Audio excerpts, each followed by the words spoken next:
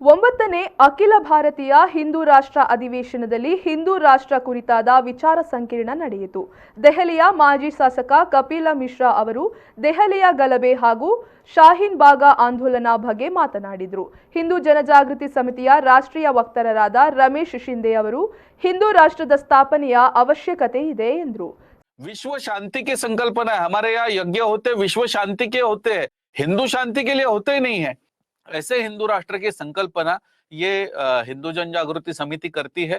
इस संकल्पना को जो हमारे प्रेरणा स्रोत है परात्पर गुरु डॉक्टर जयंत आठवले जी, उन्होंने स्पष्ट किया है। इसके लिए ईश्वर राज्य की स्थापना यह ग्रंथ भी उन्होंने लिखा है।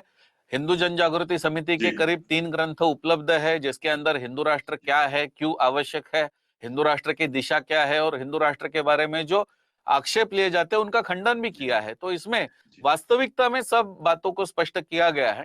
लेकिन अंतिमता मैं इतना ही कहूंगा इसमें कि आज हमारे देश में सेक्युलरवाद में, हमारे सेक्युलर कॉन्स्टिट्यूशन में जहां पर जस्टिस और इक्वालिटी को प्रियम्बल में रखा गया है, वहां पर हम देख रहे हैं कि आज भारत में हज यात्रा को अनुदान दिया जाता है। अब आंध्र प्रदेश जैसा राज्य जो है वो जेरूसलम जाने के लिए अनुदान दे रहा है, लेकिन हमारे देश में मानसरोवर जाना है हिंदुओं को तो अनुदान नहीं है।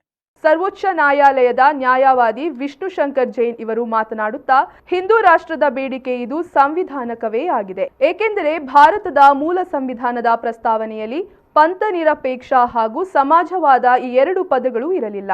ತುರ್ತು ಪರಿಸ್ಥಿತಿಯ ಕಾಲಾವಧಿಯಲ್ಲಿ ವಿಪಕ್ಷಗಳು ಸೆರೆಮನೆಯಲ್ಲಿರುವಾಗ ಯಾವುದೇ ಚರ್ಚೆ ಮಾಡದೆ ಸಂವಿಧಾನ ಬಾಹಿರವಾಗಿ ಈ ಪದವನ್ನ ಬಳಸಿದೆ ಎಂದರು. दिलों में, दिमागों में पिछले 70 सालों से गूंज रहा है। उसकी कल्पना, उसके प्रति अपने विरोध हर आदमी अलग अलग तरीके से जताता आ रहा है। ये बात सही है कि राज्य अपने जो सब्जेक्ट्स हैं, अपने सिटीजन्स हैं, उनमें आपस में धर्म के आधार पर भेदभाव ना करे, डिस्क्रिमिनेट ना करे। और वो व्यवस्था ऑलरेडी आर्टिकल 14 में, आर्टिकल 15 में और आर्टिकल 27 में बनाई गई है। इसीलिए कोई स्पेशल सेकुलर वर्ड ऐड करने की या सोशलिस्ट वर्ड ऐड करने की कोई जरूरत नहीं है।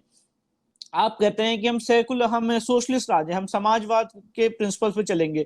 अब ये कैसा समाजवाद का प्रिंसिपल है जहां पे सारे, आप आजकल देख रहे होंगे कि सारे जितनी गवर्नमेंट कंपनीज हैं वो खत्म हो रही हैं और सारी चीजें प्राइवेटाइज हो रही हैं। तो कहीं ना कहीं ये समाजवाद के कंसेप्ट का उल्लंघन नहीं है। उसकी मूल कारण ही यही है कि समाजवाद और सेकुलर वर्ड संविधान की मूल प्रस्तावना में नहीं रह सकता था, क्योंकि एक पॉलिटिकल थॉट है। और जब 1976 में अमेंडमेंट लाया गया तब जितने विपक्ष के नेता थे वो जेल में थे। इस पे कोई डिस्कशन, कोई डिबेट हुई नहीं। और सबसे इंपॉर्टेंट बात यह है, हमने अपने पिटीशन में जो मूलभूत रूप से कहा है कि लोग कभी सेकुलर नहीं होते, सरकारें सेकुलर होती।